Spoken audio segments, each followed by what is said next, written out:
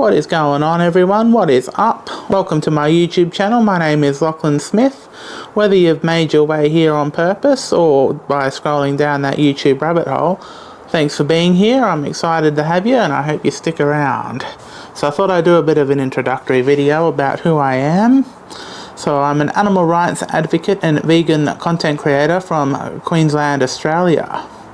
If there's ever a lull in a conversation or you're stuck for what to say, there's no quicker way to get that conversation going or liven up a dinner table by telling people you're vegan. I've always loved animals, and it reminds me of a memory going on holidays or driving. I would always enjoy seeing animals grazing in the fields. And I'm reminded of our trip, on our annual camping trip, we would go past this local multi-species slaughterhouse. And seeing the animals in the field was an uncomfortable mix of getting to see the animals, but also that sinister, uncomfortable feeling of why they were there in the first place. But as soon as I thought about that, I quickly thought about something else. And while I did love animals and wanted to be a farmer, I also thought we needed animal products to survive and be healthy. And I knew somewhat that animals had to die in meat production. And because I thought we needed it and meat was essential, I didn't think about it too much. As long as they had a good life, I would say. Well, during my life plan and planning my life, being vegan was not something I thought I would ever be. And I didn't even know about the term vegan. Vaguely heard a bit about vegetarian, but I thought, why would anyone do that? Meat with every meal. I would always look for the biggest steak on the menu and always ask to swap out the salad for some ribs or chicken wings. And often I would enjoy eating sea animals and would often go fishing. And when I caught a fish big enough that was legally allowed to be kept, I was excited, oh yeah, we got a fish, but I also didn't want to kill that fish. So in 2018, I remember reading and watching an expose on the live export of sheep from Australia over to the Middle East.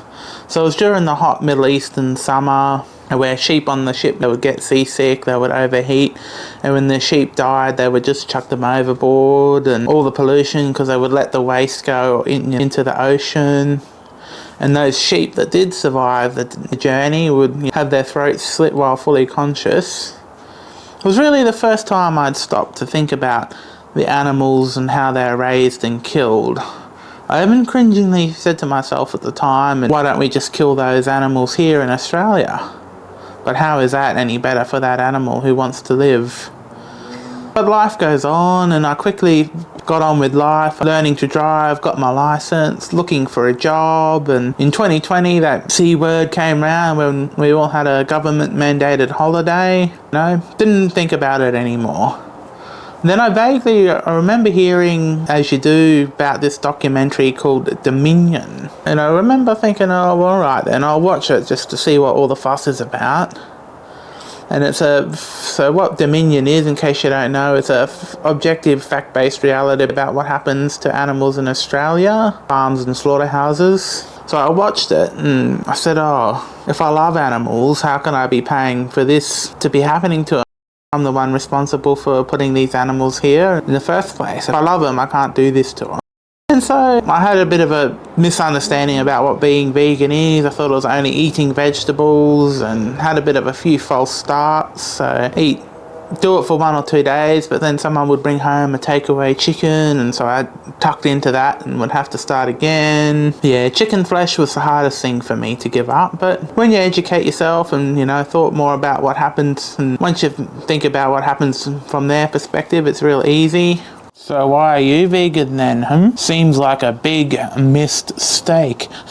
And so yeah, it's a good question. There's a two-part answer. So I didn't stop eating animal products because I didn't like the taste. Animals are feeling individuals who feel pain and want to live, so it doesn't justify shooting them in the head, gassing them and slitting their throat for a 15-minute meal I'll soon forget about. But being vegan is the least we can do. The other part to that question is, why am I an animal advocate? So as a society, most people love animals, or at the very least are against animal cruelty. So we've been conditioned to love some animals while routinely killing others behind closed doors. And across the world, each of those animals that are exploited for food, clothing and entertainment are individual animals who've had their voice silenced and are largely hidden away.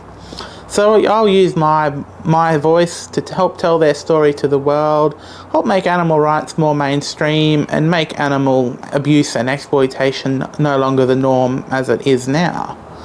Also, with a lot going on in the world and it being largely a non-vegan world, it may seem impossible or a bit too much of a big step.